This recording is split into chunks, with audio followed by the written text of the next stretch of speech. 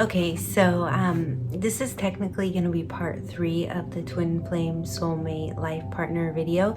So in part 1 we kind of covered my definitions of those different things and what aspects you might look for in astrology and how to go about finding those aspects and figuring out what they are. In the second video I elaborated on how you can figure it out yourself a little more, and then I talked about the dignity of the moon, you know, really how the moon has to be for it to be a twin flame, and elaborated a little further on, you know, good life partners with moon trines, and also a little bit more about false twins as well and the indications of those. So, and I used some Vedic astrology there as well. So this third video is going to be more about the ideal aspects. I wrote, and I think I mentioned this in the first video, I wrote ideal astrological aspects, right? That you, from my knowledge, like if I had to create, you know, my gingerbread man of a mate and use the aspects that I know to be the best, like who this person would be. And then it's really interesting because someone came up from my past that I was very close to when I was young. I met him in the 5th grade, and then I knew him until I got my first marriage when I was 21, not to age myself, but I hadn't heard from him but one time in the last couple of years, and it was when my father passed away, and he was literally the only man in my life to reach out to me, and that's the only time I heard from him until recently. So I had run his chart, you know, before doing my research, but as more and more things unfold for me, I ran his chart, and I actually haven't looked at this yet, so I want to kind of see how those line up too. We'll talk about any aspects that align there. And this was actually, I was printing out his chart to bring up the aspect that ended up keeping us apart, because it's actually a trine, which usually you think is a good thing and wouldn't be a deal breaker. It doesn't have to be a deal breaker. He and I spent many years together, kind of off and on, but that's kind of part of that aspect. So I'm going to be doing that video right after this one, and so if you want to know what that aspect is, I'll tell you at the end, and then if you're interested you can hop over and watch that video. And then I also had just done the Venus square Uranus, Mars square Uranus, Sun square Uranus video, and so there's 2 people that I know that I've had, well, there's like 3 people that I know personally that I have really good aspects with. If you look at the charts, it's mostly all good. You wouldn't see any reason why it wouldn't work. And so sometimes there's some that can really undermine things even when all the other aspects are good. And I tell my clients this all the time. Like, even if all the other aspects were good, this would still break you too. And this is how it's gonna do it. And whether they're ready to hear that or not, you know, depends on who it is and where they're at, and kind of uncovering the lessons, let's say. But when I say that, I mean it. I've seen where all the other aspects are really good and this one thing undermined it. So when I see people have 2 or 3 things and not very many rewarding ones, I'm like, you know, even if everything was good, right? So these are my examples of that. So when I was thinking of that, and there's actually 2 or 3 other people that I've met that I have really good aspects with. One of them, I'm like, I feel like there maybe still could be a future there, but there are some challenges there, so I don't know, and it never quite manifested into that, even though there was interest. And not to get too much about me, yeah. And then the other 2 are like in relationships, so it doesn't matter. But so let's see. Okay, so I have 3 pages here. So I want to just touch on, if you want to go back and watch the Venus square Uranus, Mars square Uranus, Sun square Uranus video, the perfect like aspects in this chart with this person, I might go ahead and like X out the birthdays and flash this for you for a minute when I'm editing. I should have just done it live and I could have just showed you on the computer, but you know, we have Venus conjunct Mars here, which is like the greatest aspect, which is why before I even uncovered all of these aspects a year or 2 ago, I had considered this person to be like my best experience, my best match, and I didn't quite know why it didn't work out. And when I look over the aspects, this is what I would see now. There's a short amount, right? It's not even, let me cover the birthdays. It's not even taking up like a full page here with the wheel and the aspects. So that to me indicates more of a friendship, and you can still have a romance, you know, and it can still be physical or intimate, but it's not necessarily going to have enough power or forces supporting it to turn into a serious commitment. Because, you know, other than that, we have my moon's in Virgo, his is in Scorpio. These are sextile. This is very nice. We have Mercury sextile Sun, so great communication. Mercury trine Saturn, meaning that we'll probably always have, you know, Mercury's communication, Saturn's longevity. So over the years, even maybe when we're 80, we could be in retirement homes chit-chatting about the good old days. That's Mercury trine Saturn. So it's a trine, it's soft, and it's Saturn, but it's not necessarily enough to make us stay a couple, right? But it's enough to make us want to talk when we're 80 and have been widowed twice over, you know, or something like that. So we do every 3 or 4 years. We live in different cities for a while. We'll spend a few hours or a couple days chatting, and then we got our fill, you know. But see how people can sometimes take something like that and oh, it was so good at the time, and you're feeling that Venus conjunct Mars, and then you start talking again, you think there's all this potential. I used to do that too until I realized, wait, that's the only glue that's holding us together here, right? Aside from the moon compatibility, which just shows in itself that we would live together well if we were forced to, okay? But that's not getting into the deal breaker here, or the red flag, I call it, which can break a couple. So then we have Saturn conjunct Uranus, a little bit unconventional, but another Saturn contact. You know, Saturn and Uranus are the rulers of Aquarius, so very Aquarius free-flowing vibe, but dependable at the same time, you know, has that strength. Aquarius can be a little overbearing. That's that Saturn, a traditional ruler there, right? So then Neptune conjunct Mercury, great imagination when talking, another pleasurable, rewarding aspect. Not necessarily romantically rewarding, but definitely fruitful and fun. Not fun like Jupiter fun, but a nice, enjoyable aspect. Then we have Pluto conjunct Pluto, which is very common when you're born within a few years of each other, but it's just like same. Well, this would be happening in my second house, but like same sort of dark place, you know, very we understand each other's dark places and secrets and things, and we don't really judge each other, and kind of experience the same sort of transformations in life. Lilith trine Venus is really nice, and actually my Lilith is trine my own Venus, so this creates his Venus is, or my Venus is not only conjunct his Mars, he has Mars conjunct Venus in his horoscope. So my Venus is actually also conjunct his Venus. Yeah, oh yeah, it's right here. So it's not, I was going to say it a wider orb, but it's not even a wide orb. I just passed right over that one. So that is a really good one. And that's actually on my ideal aspects I like to have, and I just wrote these off the top of my head, thinking of all the different things that I know, different relationships, different clients I've seen. My top 3 on here, moon conjunct moon, so if you want to know about that, you can go back to the first video or the second one. And I want to elaborate on that really quick, because I've only met 2 people I know for sure I have a moon conjunct moon with, and one other person I know had a Virgo moon, or maybe, yeah, one other. So I've only met 3 people with a Virgo moon, and I run charts all the time with that I know personally, not clients. So, and I want to mention this, if you go back to the second video, I say there that if the woman's moon holds the lower dignity, then the man can, it's kind of like a false twin thing, or not in this lifetime thing. So I'm pretty sure with that person that I have Neptune conjunct Uranus, which is a false twin thing. If you watch the first 2 videos, you'll understand.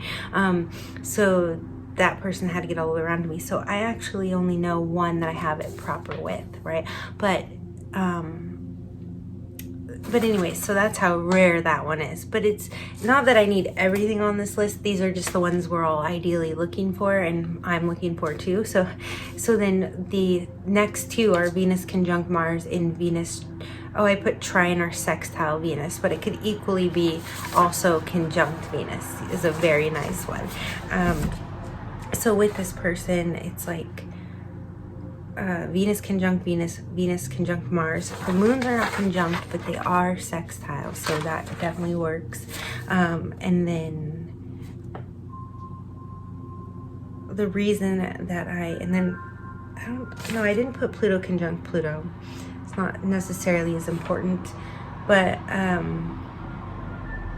yeah, so Lilith trine Venus and Lilith trine Mars, okay, which would also be trine my Pluto somehow. And then, but then we have Lilith square Lilith, and I'm still uncovering so much about Lilith. So that right there could have been why, aside from the Venus-Mars, Venus-Venus conjunction happening in the 12th, which is in Vedic astrology, the house of bed pleasures, and in regular Western astrology, it's like the house of self-sabotaging, undoing, the subconscious, the unknown. So it was kind of weird because whenever I'd be around him, he'd start getting really spiritual. Like, he's already religious and stuff, but he'd like have to really want to connect with me that way. And then there'd be almost like this sense of guilt that we weren't like perfect and proper and doing everything, you know, how you're supposed to be married and and, you know, that untraditionalness. There was like this sense of guilt more than there should have been, because the relationship itself was so nice and easy and flowing, and it was on both ends at different times. So that's the little square little, you know, kind of this dirty feeling like you did something bad or wrong, kind of like 12th house can be unrequited love. So for me, it was happening in my 6th house, so I felt fine about it most of the time, but there was a little guilt there. And then, but my North Node's also conjunct Lilith, so maybe that was part of the lesson, right? North Node being my life path, his Lilith being in Aries. And then these charts are weird because it says like ascendant trine Mars, ascendant square Lilith, and I don't know what that's all about. I do know the last time I chatted with him, he gave me his birth time, and I didn't go into looking it all up, but I'm sure there's some more good stuff in there. But you know, mostly I'm just covering with you guys when you don't have the birth times, just so you can kind of get the basics down, and so that it's applicable to anybody who has the birth date, month, and year. So that kind of right there, with just that chart, I covered the top 3 aspects that I wanted to go over here with, like the ideal ones, right, that you want for an enjoyable, the rewarding ones that you want with your life partner, or even just a soulmate that you're going to spend 5 or 6 years with. These are the good things that you're looking for. And so I'm going to go over the next good one, but what had ended up breaking up this union from working, aside from having a short amount of contacts, was Venus square Uranus, okay? And I've seen it break up much more complex relationships too, that are binding in different ways, that are enjoyable and more kind of friction based, which isn't always bad either, depending how much it wears away, you know, how constructive the friction is, like Saturn would be, you know, that sense of duty and responsibility. But Saturn square Uranus is what ultimately broke this up. Or not Saturn, Venus square Uranus. So so Venus was very, like, Venus is me here, so I remember being young and like Uranus kind of throwing me off guard, behaving in a way I wasn't used to, because this person was always like a perfect gentleman. You know, a lot going on in the 6th house for me. Met him at work, so he was always very like, never, you know, some guys will be like, oh, call me when you get home, and then the Uber driver almost kills you on the way home, and then they don't even, you text them when you get home and they don't even respond, like, oh, I'm glad you're safe, or oh, how was your Uber ride home, you know, which you never got to tell them. This is more like he would have been, oh, good, how was the ride, you know, just very gentlemanlike. So when he did throw me for a loop with Uranus, Venus, I was very, very like heartbroken and upset about it just in that evening, but just took it very hard, right? So that's Venus square Uranus. It will, you can still be around someone, but you can't base the relationship on the titles, right? You have to base it on, because you can't pin it down, so you have to base it on the time spent. So if you want to learn more about that aspect, you can go back to the one I did right before this. I'll link it, I'll put the bubble up here. So it was Venus square Uranus, Mars square Uranus, and Sun square Uranus. So that's just showing how Venus square Uranus can divide a pretty solid couple with some of, you know, the top 3 most important contacts, okay? Now, to get into this other one that I had pulled up from years ago, and I'm surprised it's only been 15 minutes here. This one, and this is going to be the next video I make, so I'll lead us there, and I'll tell you at the end of this one, just in case you don't make it to that one. But this one, aside from this trine, which is a positive aspect, has, I think it's, there is an opposition here, but yeah, it's, other than that, it's, yeah, and then these I can't really count, but it's pretty much all positive, no red flags, any friction is not bad. So the thing that broke it was this trine, and we're going to get into that and compare it to this list of ideals. And then I think that's pretty much going to cover the soulmate twin flame false twin series for now, unless you guys write questions in the comments or something and give me some ideas or spark my inspiration, or I get inspiration somewhere else. Maybe I'll make a part 4 of this. But yeah, we're just gonna kind of go over this really ideal thing and this, and then we will get on to this positive trine video, and then I'm gonna wrap it up and get back to finishing up Libra Sun, Aries Moon, and the big 144 series. I'm almost halfway through that one finally, so I was having a little bit of difficulty because I'm Libra and Aries, and so Virgo and Aries Moon and Libra and Aries Moon were very hard for me because I'm all of those signs, so I have to detach myself. In this one, I'm using my own real examples, but if you're bored with my real examples, definitely be sure to check out the Celebrity Synastry series, because you might be more interested in the subjects, I guess. But yeah, so I'm going to take a brief pause, and then I will come right back on this video. So if you see how I kind of flipped, you'll see. Okay, I just want to quickly add before I get going again that my mic wasn't in, so I hope that the audio is okay on the first part of this, but also that that aspect I was talking about when someone's like, oh, text me when you get home, and you think they're being like a gentleman, and then you get home and they don't care. That's very Mercury square Neptune energy, and so I had to write that on my list here of all the videos I'm planning on doing on aspects in the very near future, so I don't forget. But let's get back into comparing these charts. So in this, I'm just gonna go over this one. See, is long enough, and now it's printed, but I should cover the birthdays. But see, this one here is like 2 pages of aspects, not 2, but to here. So this is about, and you can kind of see it on the screen when you look up on Cafe Astrology, but there's a certain amount that you need, and you don't want too many either, but you can see that in the Are You Wasting Your Time video. So this relationship actually has a healthy amount of aspects in it, and you know, I never really thought about it until the last, like, till this past contact, but I would say that I was probably much closer to this person than the one that we just discussed over and for more years, you know, even though the other relationship with the Venus conjunct Mars felt much more significant to me.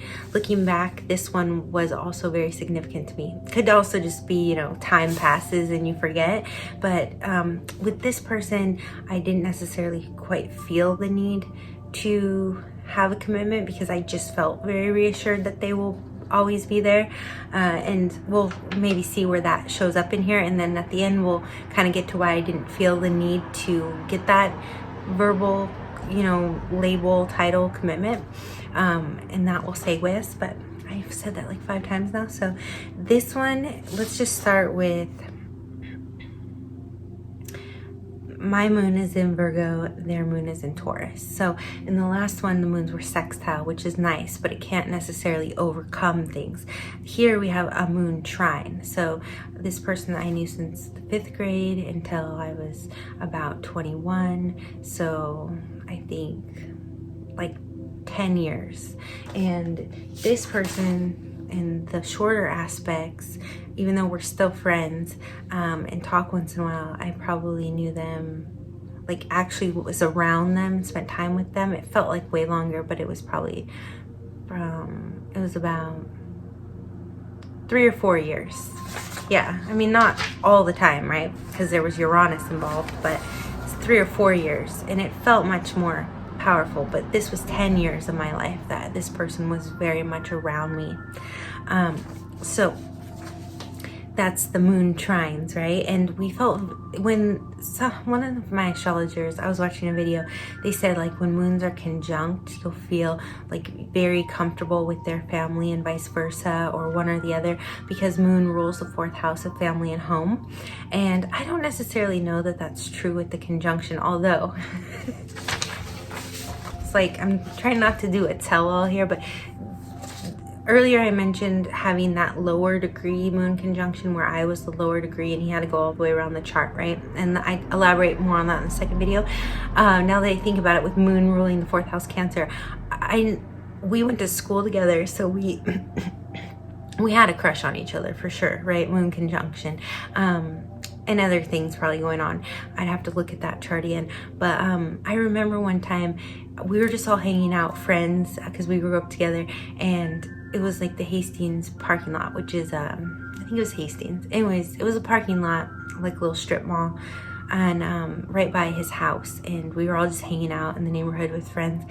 And my car at the time, I had pulled out the stereo to try to do some Uranus stuff now, to try to put in a system myself, like put in a nicer faceplate from the stock faceplate of the stereo. And when I did that, I had done it in my car before that, but my new car, I think it was a Subaru. Now I'm really like, this person will know who they are, but this car was a Subaru, and so it was a little bit more technologically advanced wiring. And so when I cut the cords to how freaking moon, a moon analogy, when I cut the cords to do this and relationship analogy, cutting cords to get this new stereo in, I don't remember how far I got, but it ended up making my electrical system not work in my car. It might have blown a fuse or something. It might have ended up being a fuse, or I had to take it to like a real stereo place. I don't know what happened, but that night we were all out and about. It's probably, I don't know if we were drinking back then or what we were doing, but and I ended up parking my car in the parking lot and going off with them, and a group of them in the car. And at the end of the night, we got back to my car and it wouldn't start still. So I ended up sleeping at his house and on his couch, like with his parents there. And like his parents come down in the morning and they were really cute. I don't know what their signs were, but they probably had moon compatibility.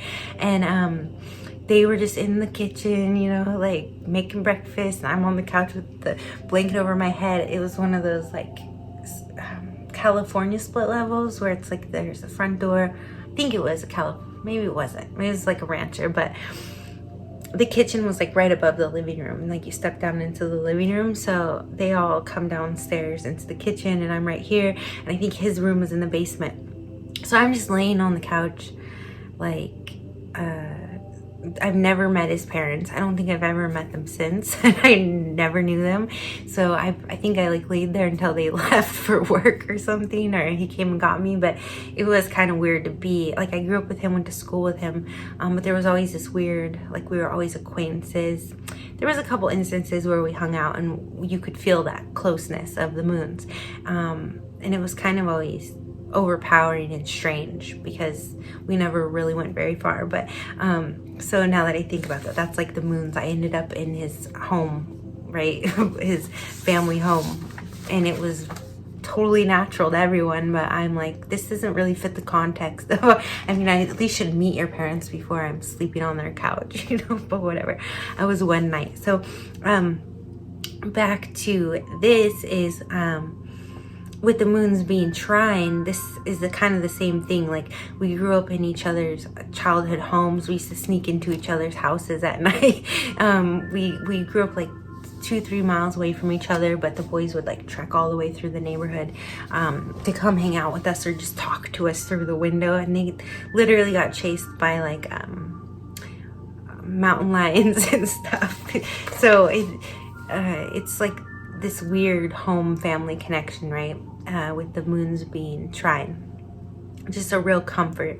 And I find that too with one of my best friends, a girl that I grew up with, I've known since birth. Our moons are trine. Her moon's in Taurus like his is. So anyways, So we have that, and then we have my sun conjunct his north node. So his north node is in Aries. So, and this is in a 0.43 degree orb. So this is a very tight orb. So with that, this shows that me being around my personality helped, you know, the sun light the path for him to discover his north node, right? And my sun's also the opposite of his south node. So this can be very karmic when you have sun or Venus conjunct someone's north or south node. And as I discussed in the first video about this, and this one's gonna be much longer than those ones, but north node contacts or having the north node conjunct the south node and vice versa is very soulmate. And even north node conjunct south node can be twin flaming mirroring type of thing, but when you have someone's planet conjunct a north or south node, it's soulmate. It's like, yeah, you're definitely meant to have this person in your life, their influence on you. And you know, I don't mean to call anyone out, but when I did hear from him, we didn't really get to talk. He was like saying that he doesn't like how his life is going and da da da da, and I don't feel like now I'm calling him out, but I don't feel like he would confide that in just anyone. But I don't know. You know, I don't feel like he'd just come to anyone and say that out of the blue after 10 years. Besides, maybe he's trying to rectify that north node with someone who personifies it, right? He's like, I'm not headed where I want to go. I'm still sitting in my south node around, you know, Libra, around all these people that aren't serving my life purpose, which is to find myself and my identity, right? And kind of that's how I feel with, and this could be just with me, I felt this way about Cancer moon men, which I get along with well, is sometimes I feel like they're too easily influenced by their close friends or family, which again, Cancer rules family and all of that. So it was kind of that same, it's kind of that same vibe. If my sun is opposite his south node, I'm in Libra, I kind of feel like he's easily influenced by others. In a slightly different way though, because he's a Scorpio, he is more independent. And also Taurus moon makes him more stubborn, so he's not necessarily always going to go with what other people think. He's just, with that Libra south node, going to get caught up in the influence of what they think, you know, that kind of fog. And also I have, oh wow, I have Libra south node also, so his north node is conjunct my north node also. Let me see if that's on the second page, see what orb. Yeah, it doesn't say it on here, but it'd be, his north node would be, let's see, my sun is about 7 degrees from my north node. So his north node would be about 7 degree orb from my north node. So we're actually heading towards the same place, trying to get away from people pleasing or getting intoxicated with other people around us, and go and find ourselves, our Aries, you know, first house identity. So then we have my Mercury square his Lilith. So sometimes things he might have said might have been a little disturbing to me, or, you know, like, you can't be as dirty as your, you know, or, you know, not that Lilith is dirty, but it could be like, you can't be as dark as your, I know that's just you talking, right? It's Mercury, my Mercury, like, you're just talking crazy. When he's showing me his Lilith, right? He's a bad guy, like he did these things, and a lot of people would look at him that way, and if they see his Lilith probably, and I'm just like, oh, whatever, it's all talk, right? Mercury square. But that's so then we have Venus trine Mercury, and let me see if that's on here. I know some of these are on here, and that's what I'm getting to on this list. I had just happened to write. Yep. So, and I wrote this before I even looked at this again. Venus trine or sextile Mercury. I don't remember. I just wrote these off the top of my head one day, thinking about everything that I know so far. So Venus trine. I put Venus trine or sextile Mercury. So this is Venus trine Mercury at a 0.02. So it's almost like pretty much an exact conjunction, Venus trine Mercury. And this means my love language gets along very well with the way he thinks and the way he speaks. So there's a lot of congruency there. You often see this in good friendships also. I feel like that one is in here. Oh, maybe not. Okay, thought it was in the other one too. I love to see that one. That's a very good one. But again, I can see that in a friendship too. And sometimes people read more into that, like it's something more because they feel such a easy flow of, you know, language and just really, there's a beauty to it too, to speaking to each other. You get a lot of pleasure, Venus's pleasure, from just talking to each other. So then we have Venus conjunct Jupiter, which is on here also. Where is it?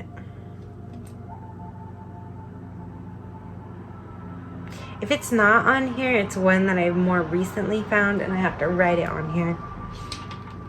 Watch, I'll find it later. I do have Jupiter conjunct Sun, Sun conjunct Jupiter.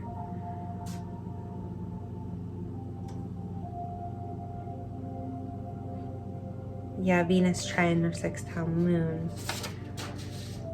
I'm gonna have to write Venus conjunct Jupiter.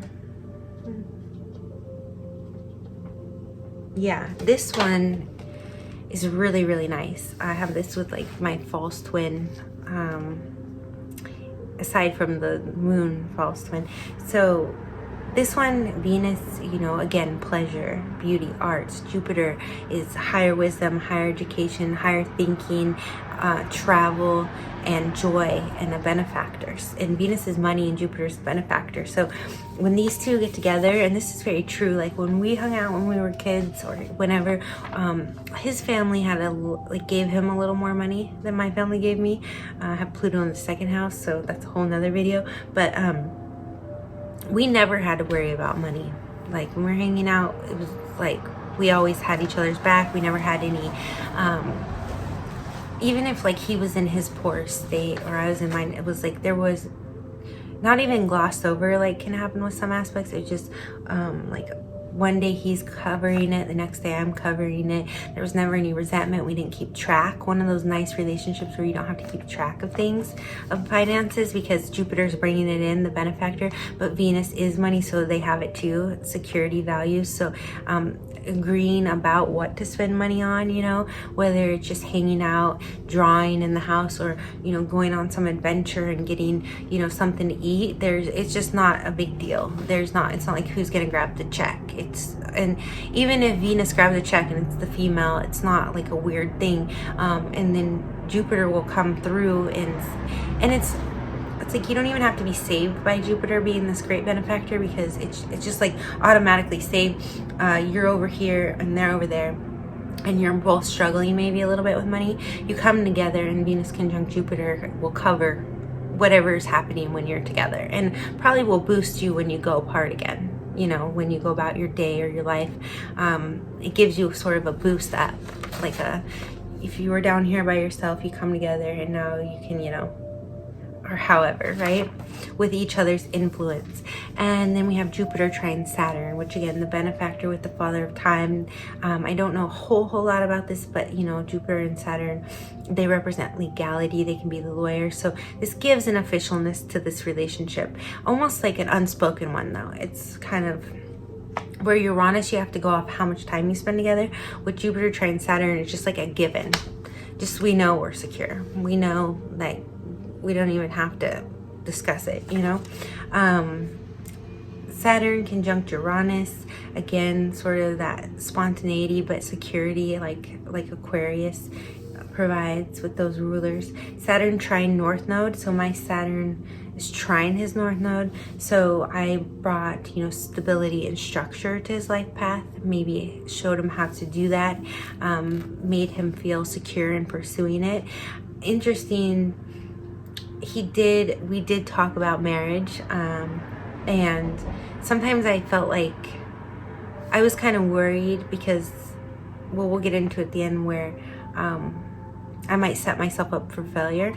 But then I think sometimes like, well, and then I look with these North Node contacts, and I had thought maybe he would have done better if we would have moved forward together. But I guess I wasn't willing to take that gamble, and I kind of felt guilty. So you never know. But then we have Neptune sextile Venus. Now this, I'm pretty sure this is on my list too. I should put some more of those Saturn type comforting contacts, but for the only Saturn I have here is Trine or sextile Mars, because those are really powerful when they're in good aspect. So let's see, Neptune sextile Venus. Should have that on here too.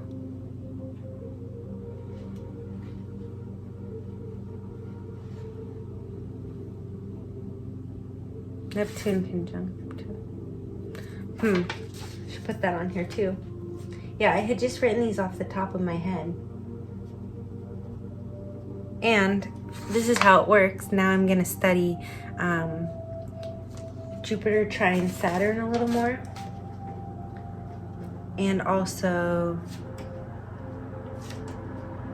Saturn conjunct Uranus, which I feel like I kind of have a sense of, but I want to see, you know, what other astrologists say about it.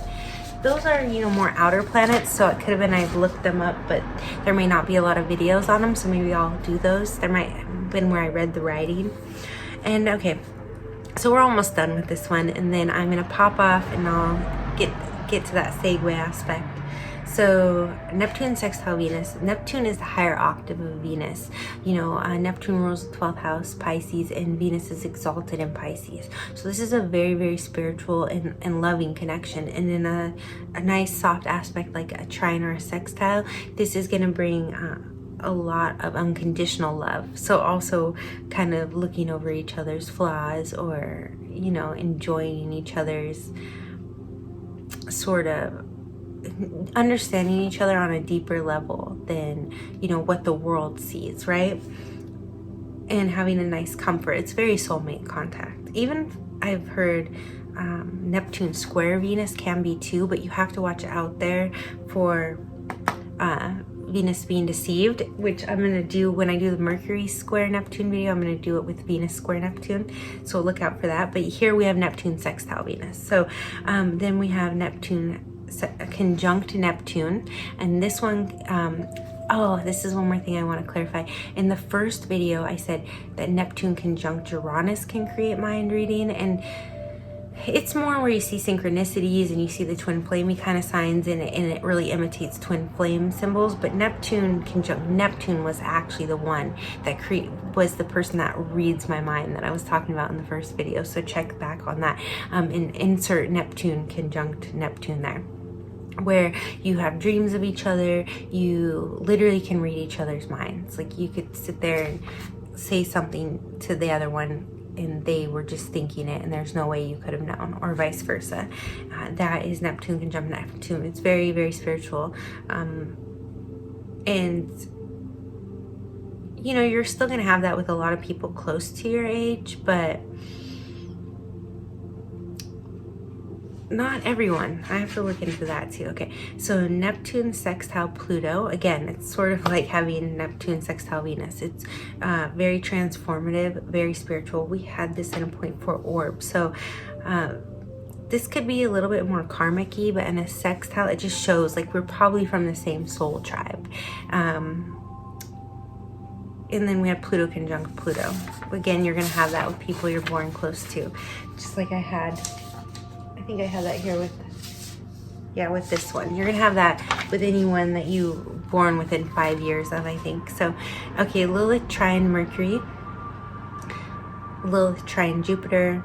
You know, this is showing that anything bad about me or my reputation or my infamy, he liked to talk to me about it. He liked to talk about it. Jupiter, it brought him joy. Like if it's like, say a girl's like, if a girlfriend like ends up in Playboy, like some guys might be jealous of that and some guys might be proud of that, and this would have been someone who thought that was pretty cool, right? North, you know, wouldn't have been insecure about it. North node trine Saturn. My north node is trine his Saturn, like his is. Let me just double check. Oh, that's the wrong chart. My Saturn trine his north node's trine my Saturn. But our Saturns are not conjunct. Oh, but they're both in Sagittarius. That's interesting. See, this is the kind of mirroring you might see with a twin. Now with him, I just definitely feel like he was a soulmate and maybe a karmic, but he could have been a nice life partner. But right now, after I finish talking about these trines with Saturn and the moon, I'm going to get into with the north node. I'm going to get into that. So I have to see with the Sagittarius. So okay, here I'll try to hide this.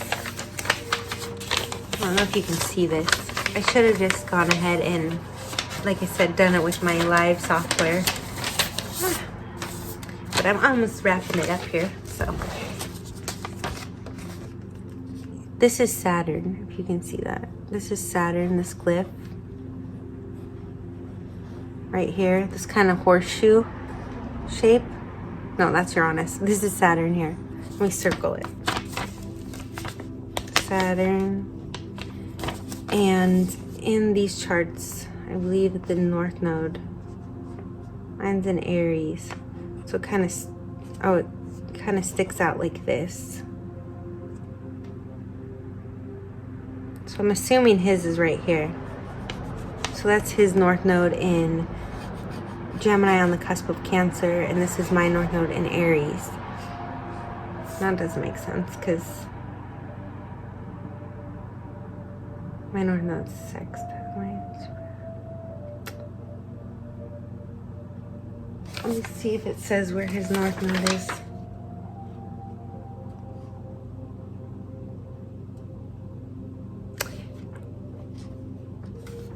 Yeah, I don't know where his North Node is right now, you guys, but it's still kind of crazy because if you take his North Node, he's on the outside here, and it's Trine, mine in Aries.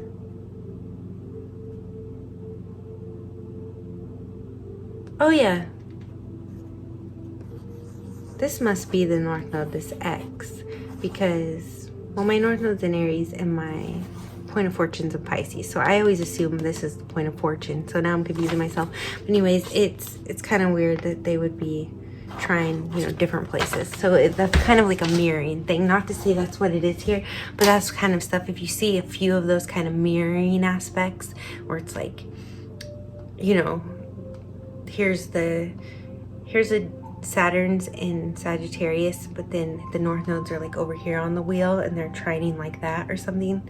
That's the kind of mirroring you're going to see with Soulmate. So let's go ahead and get into really quickly what kept this union from forming, even though everything's pretty great. You have the moon's trine, you have Venus conjunct Jupiter, which is just really one I like to see with couples.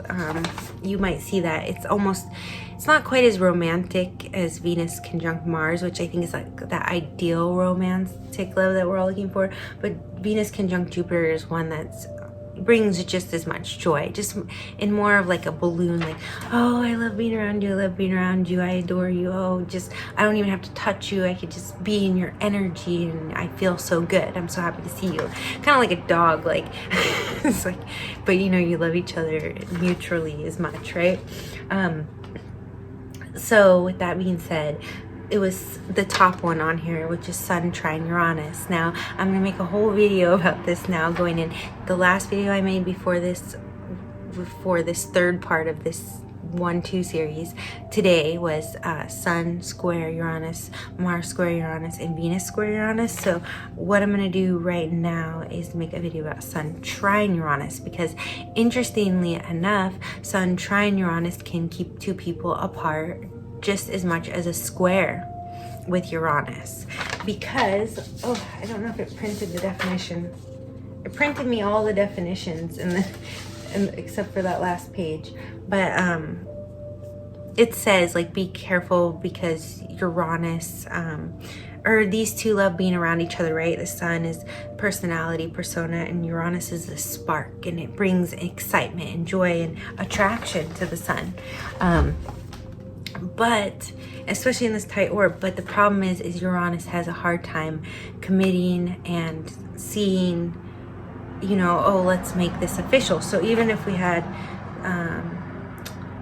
Jupiter trine Saturn, Saturn conjunct Uranus, ones that can make two people kind of stick together, Uranus still was with the sun is like, I kind of need my freedom sometimes.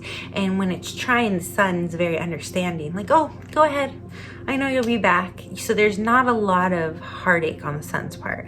Like, the sun kind of expects Uranus to kind of run off, but kind of the sun is very powerful, can keep Uranus on a leash. Like, not on a leash, but like Uranus can run off, and the sun has like a radar for where Uranus is. So when it's in a trine, the sun doesn't panic. Like when it's in a square, the sun's like, where did they go? Are they gonna come back? Why are they leaving again? Why aren't we committed? Why do they say they want to be with me for 5 days when they're sleeping at my house, and then they don't talk to me for 3 weeks and block me, and then they come back and say, oh, I love you, I want to be with you. In this way, that Uranus will still do that. Like when he popped up and contacted me, and it's the first time I heard from him in like a decade, besides one time, he was telling me, confiding in me about how he wants to turn his life around, and could he come down here like and hang out with me. And I honestly knew like this. I think I looked it up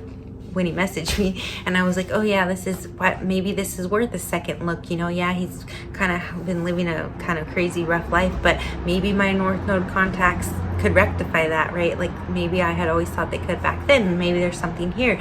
Like I had told you with the other relationship, like when someone might read a lot into Mercury, Trine, Saturn when you're just talking.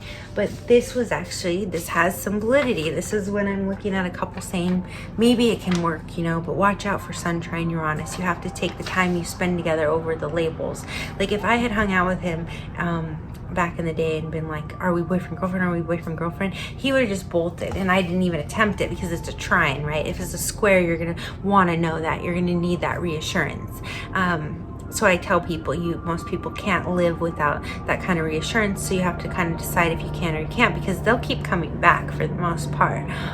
You're going to fear losing them, especially in a square. But in a trine, it's just like the sun kind of lets them go and sees if they come back, right? And especially when there's good aspects, they're like, oh, I'll enjoy that later. It's kind of like your favorite thing at the store. You know how when they like discontinue your favorite thing, that's like Venus square Uranus or Sun square Uranus. It's like, oh, I really love that, but it's seasonal and I don't know if they're gonna bring it back, right? Or the next year it's back, so you're excited, and the next year it's discontinued for good. That's like this relationship. So when you have a Sun trine, or even Venus trine, sometimes Uranus, it's kind of like, oh, it's seasonal, but I know it will be back next year on time. Or you know what, I may have eaten all the cookies and I want more, but I know those cookies are always going to be there. They're never going to discontinue them, right? It's that kind of reassurance that even though you don't have cookies here right now to eat, they're still stocked up at the grocery store and they're not going anywhere. They're not one of those things that gets discontinued. It's kind of the reassurance and the security that the sun has when it's a trine. But nonetheless, over the years, if they keep partying, they can, even when there's pretty much every other good aspect you can have there, if there's not something really binding, which isn't always good either, right? It can be unhealthy. They're gonna eventually part ways when there's a trine. Now, does that mean that they won't come back together later, like Mercury chatting it up in the nursing home with Saturn? Does that mean these two might not, be 40 and get together, or be divorced 3 times, or widowed and then end up together the rest of their lives if their moons are trine? It's possible. Anything's possible, and it's more possible in this thing, but there's still the risk they would separate again with the Uranus activity. And the other advice I give people is, because these North Node contacts and stuff, and I hate to call people out and give such personal details, but the one time that he did propose to me, I didn't take him totally seriously because I felt that energy of he might go again, right? And I can handle that, but not if we're married, right? But he sincerely felt with these North Node contacts that we could get our life going in the same direction together, which is actually pretty correct when you look at the astrology. And not that we can't do it without each other, but that we could definitely help each other get there, because not everyone reaches their North Nodes in this lifetime, right? So with that being said, I hesitated just a little bit for like a day or two, and then we completely went in separate directions and we couldn't really get it back. And we still kind of checked on each other over the years, but we were never as close after that as we were, the 10 years that we were around each other a lot, even though it wasn't all the time then either. So So after that, there was a real divide, and we probably only were, I mean, he showed up once or twice at my place just saying hello, because we kind of had a community, and his brother was friends with my neighbor, and he was hanging out, you know, but it was never like where we got together and hung out ever again after that. So I've told people, like, okay, if this person's kind of in your radar, take the time you spend together as the time that you are. Don't push a label, but also know that if they do propose to you, it's gonna be out of the blue, whether it's for commitment or marriage. Probably want to lock it down in a marriage with this one, because I've even seen that work with Venus square Uranus for a while till it wears, and even then it could work, kind of like Venus square Saturn. It could still work. It's one of those, a red flag, but as long as there's not too many resentments and Venus doesn't let it hurt them too bad, it can work.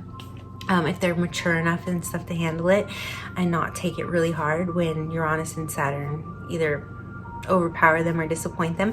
And I'm just really getting deep into astrology, so if this is too advanced and you've checked off, that's fine. But what I want to say is yeah, with Sun trine Uranus, now I pretty much did the whole video, but I'm going to do it again. I just tell people, if this person does, I might just clip this off and put it on, but if this person does propose to you and they've been in your orbit and you really wanted that to happen, it's gonna feel counterintuitive. It's gonna feel like you can't trust it, and most of the time you should trust your intuition. I'm gonna say, if you don't have much to lose and you have a first starter, my mom calls them starter marriages, if you have a starter marriage to kind of gamble with and you really love this person, I'm gonna say go for it right away, instinctively. As soon as they ask, say yes and follow through. But don't be surprised if they fall off over the next couple of days. So it's almost like one of those things where it's like someone's like, I'm gonna win the lottery, and you're like, yeah, you're gonna win, and you're wishing them that they'll win, and they might win, and then they're gonna be excited that you wished them in it, but they might not win, and you can't be disappointed that they didn't. So it's kind of like you go along with it to get along and see if it actually solidifies, kind of thing. But do not hesitate, because that could change the whole dynamic of the relationship.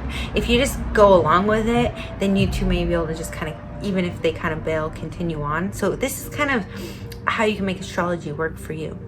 Okay, this is that higher mind to have to know, this person may just be someone who's my companion until I find that real one, you know? So I'm not gonna invest on us getting married. Oh, but you know, maybe we still could, having that flexibility, you know, not setting the expectations to the right places, right? Nothing's written in stone. People with Sun trine Uranus can get married. People with Venus square Uranus can too. It's not a divorce aspect, red flags. So these are the things you need to know to make it work for you, you know? All right, so I am done for the night, even though I really want to do Mercury square Neptune now, because I've been meaning to do that one. But I'm gonna go ahead and edit these out and send, oh, you know what? Yeah, and I'm gonna, as I'm editing, decide if I'm even gonna do Venus or Sun trine Uranus now. What I might do is do like an intro and outtake this. So if you watched that one already, should have gave you a heads up. All right, thanks.